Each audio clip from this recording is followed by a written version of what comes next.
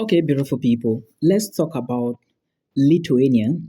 And please, if you are looking for study opportunities in Lithuania, this is a video you should watch till the end so that you actually understand what you are going to do.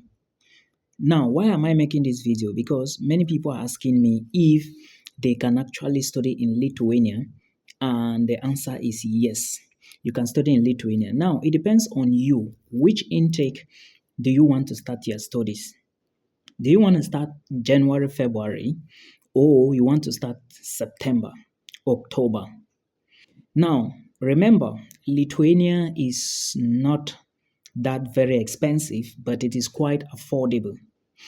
One thing I will tell you is you have to look at your budget, consider the money you have at hand, check if it can pay your tuition deposit, check if it can do proof of funds for you, check if you can pay flight to neighboring countries. Remember, you cannot move to Lithuania as an African student, most especially, without going to United Arab Emirates, the Philippines, and South Africa. That is where you are going to get a visa. Now, why am I explaining all these things? Because some people still don't understand. I keep seeing people singing every day on my comment section on YouTube that they can apply from Nigeria. Oh, they can apply from Nigeria. Somebody was even arguing with me that they can do it in Lagos. Look, guys, most people don't understand the meaning of a Schengen visa. Some don't understand the meaning of a tourist visa. And some people don't know for you to study in Lithuania, you do not need these things. You need a temporary residence permit. And the places to do the application for all of these is not on the same, like, it's not in Nigeria. Know this.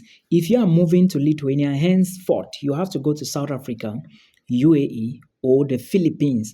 Many people didn't know about the Philippines, but I'm talking about the Philippines now because somebody wrote me yesterday and she got her visa to Lithuania from the Philippines. Actually, the reason is she told me that she applied from the Philippines. Actually, if you go to the Migri website, you are going to see the Philippines among the countries you are going to do the application, right? But I didn't want to update my audience until she have gotten her visa. So now she's gotten her visa, and the funniest thing is that this lady has been applying 6 times and gotten rejections from Canada, US, and other countries. This is her 6th time of applying for a visa, and she got it. So, guys, keep trying. This is the moral lesson here. Keep trying until you get yours. It's never going to be easy, and I need you to understand this principle. Nothing is easy anymore. Now, so what the first update about Lithuania is that you can apply from the Philippines as a Cameroonian or any other country, okay, or any other nationality. So just know this. Many people didn't know about this update. Now, schools are open for January, February intake. And if you want to apply, there is a general link, study in Lithuania. Check that link, check the schools, check their tuition, check their application deadlines.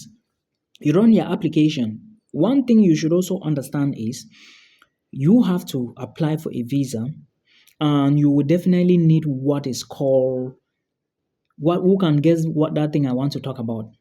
Who can guess? Well, you need dual legalization of your police character. It is very, very important. You have to do dual legalization.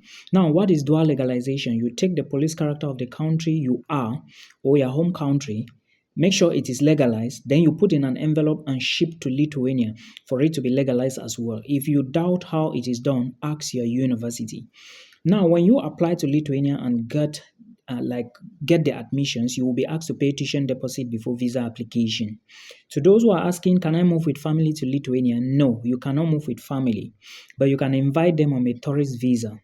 Then, if you finish your study program, you can stay back and work in Lithuania. International students, those of you asking me, prospective international students, those of you asking me if international students can work in Lithuania, the answer is yes. Students work in Lithuania 20 hours. You can even work full time, but hey, That was not what took you to Lithuania. You are there for study, so focus on academics. Now, I have talked about this Lithuania stuff, and I want to also emphasize on something. Someone wrote me, I'm going to talk about Lithuania most of the time, and I will be bringing examples here so that in case you want to do your application, you should be aware. Remember, you are not going to Egypt again. I still see people talking about Egypt. No. Cameroonians, you are going to UAE or Philippines. Okay, those other people, Nigerians can go to South Africa since most of them cannot go to UAE. I hope that is clear. Now, also understand that some schools or some programs in Lithuania are more expensive than others, right? You may be applying for business management at Vilnius University, and somebody is applying for the same business management at Kaunas University of Technology. It's not the same tuition. Schools in Lithuania charge different based on the tuition or based on the location of the school. Again, Lithuania, is it a strong, very strong economic country? No. Is it strong like the Denmark, the Netherlands, the Sweden, the Germany? No.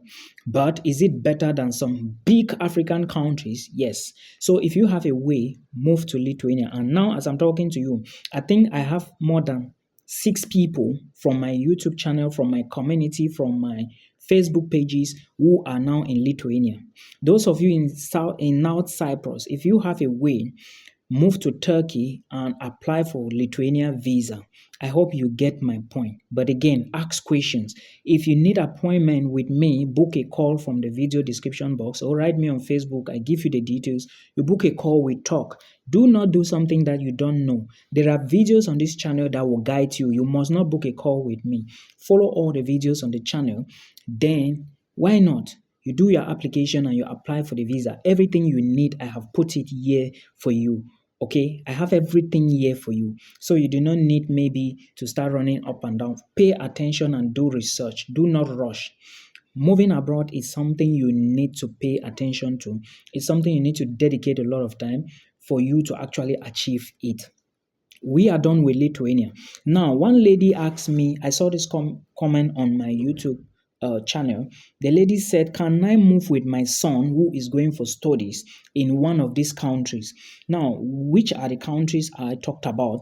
The video I did was a video I did about countries you can migrate with your family. Sweden, Denmark, Canada for master's degree or PhD, then Finland, Austria, Portugal, all those countries. Okay. I talked about them and I equally said you can move with your family, and there are so many other things I discussed in that video. So she wrote this comment. Now, this is the answer in case any of you are also in that pace. If your son wants to move abroad to study, of course, definitely he should be at least 18 years, right? Because I know that's the minimum to get a visa. There may be exceptions, but very minimal. Now, he is already of age to study, to stay alone, or maybe live with somebody. But if you want to accompany your child to those countries I gave in that video, countries you can move with family, and even with your other kids, it's possible to join your child and move with the child, because those countries, they accept dependents, they accept families, right? When one person is moving on study visa, it's possible to negotiate like that. But remember, most of the time, they always want immediate families. You understand? Immediate family, I mean your husband, your husband and wife with your kids. But if it is your child who is going for studies and you want to accompany your child with other family members, you have to discuss this with the embassy thoroughly. I hope you get, because sometimes they consider spouse and kids, not a child and the family members. No, it doesn't work that way. This is for countries that can accept family. Now, what if he is going to study in a country that don't accept family? You cannot go with him. So please put all these things into consideration then, because some countries will accept family and others will not. So in that case, a country that can accept family can accept your child. But remember, your child now and you still have a relationship, but in most cases, it is the husband and wife with children. So you need to speak to the embassy. This is my final judgment on this case. Then do not even think that you can accompany your family member to go to a country which does not accept family. Like you cannot be going on a study visa and your spouse follows you on maybe follows you, right? Like in the case of Denmark, when you are doing application for your study visa application, your husband or wife can accompany you, but you guys are doing separate application. I hope you understand. The video is there on my YouTube channel, so please check all of that. It is very important, and maybe we meet again in another one. Do not forget that if you haven't shared this video, you need to share the video so that somebody somewhere can see it. Also subscribe and encourage others to watch the video so they actually understand what is happening. I hope you enjoy this. We meet again in another one.